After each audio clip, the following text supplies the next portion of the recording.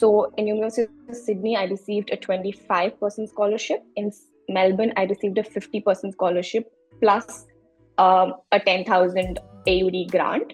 So that made my fee up to 20 lakhs total.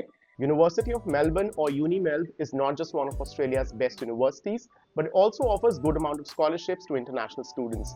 The university is constantly rated as one of the best in the world by QS and Times, and has produced Australia's top graduates since its inception. Hi, my name is Sakin, and if you want to study at this top university in Australia, stick until the end, as we're also joined by Minisha Reddy, a student at University of Melbourne and a whopping 50% scholarship winner from the university, to help you with your application. Also, I'm dropping the link to her winning SOP in the pinned comments and the description box that help her secure her place. You can use this SOP as an inspiration to draft yours for UniMelb or any other Australian university you're targeting. Let's get started and get to know Minisha. I'm originally from Hyderabad. I've done my Bachelor of Management Studies from St. Francis College for Women in Hyderabad. And straight out of uni, I was hired through campus placements as an intern first, and then as a full-time employee at D. Shaw, Hyderabad, India. And I worked in their investor relations department. And I worked there for about 18 months before I decided that I needed to take a bigger step, because I just needed to progress in my career, hence my master's program. Question 1. What programs can I study?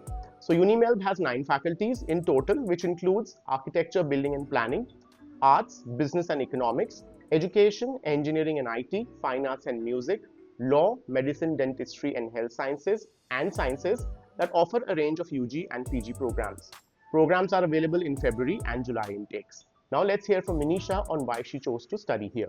I had considered Europe or Australia. Those were my 2 options. And when I was applying at the time, the job market seemed better in Australia. And in Australia, I had applied only for University of Melbourne and University of Sydney, which is the top 1 and 2 in Australia. And I wanted to do my master's from the top ranking universities. And I got my admit at both of them. But I chose University of Melbourne because one was their opportunity for scholarship. It had a higher scholarship. It also is ranked top 1 overall, but in accounting and finance, I think just 2 next to Sydney.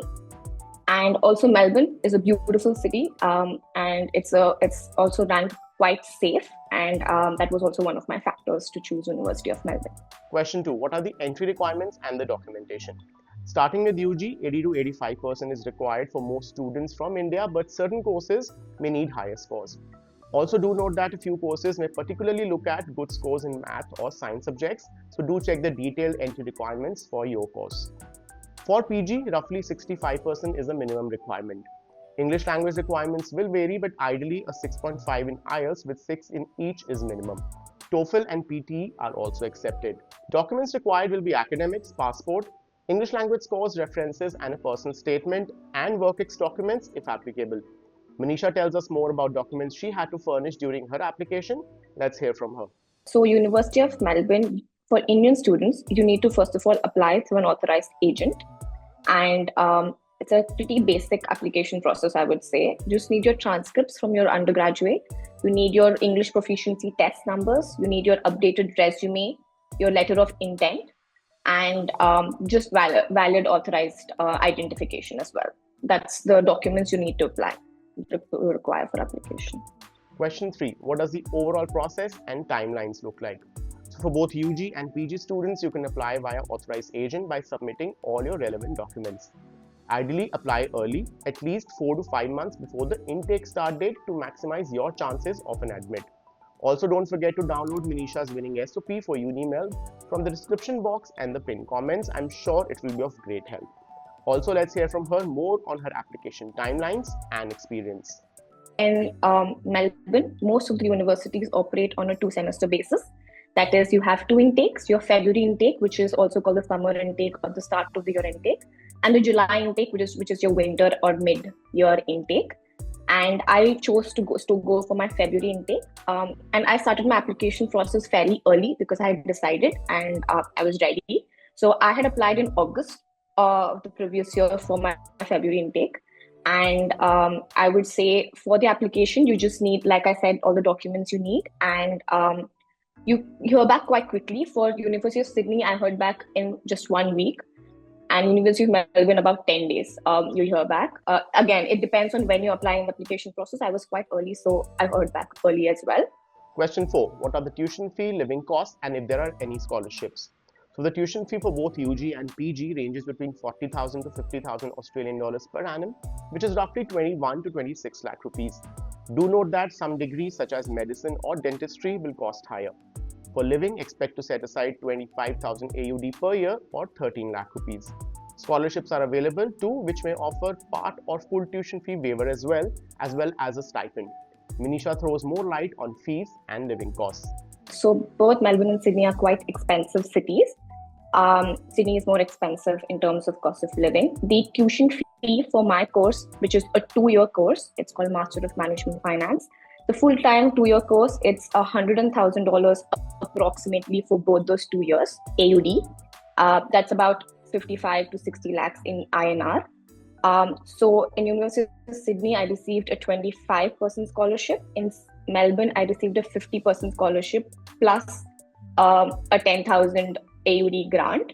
So that made my fee up to 20 lakhs total, right?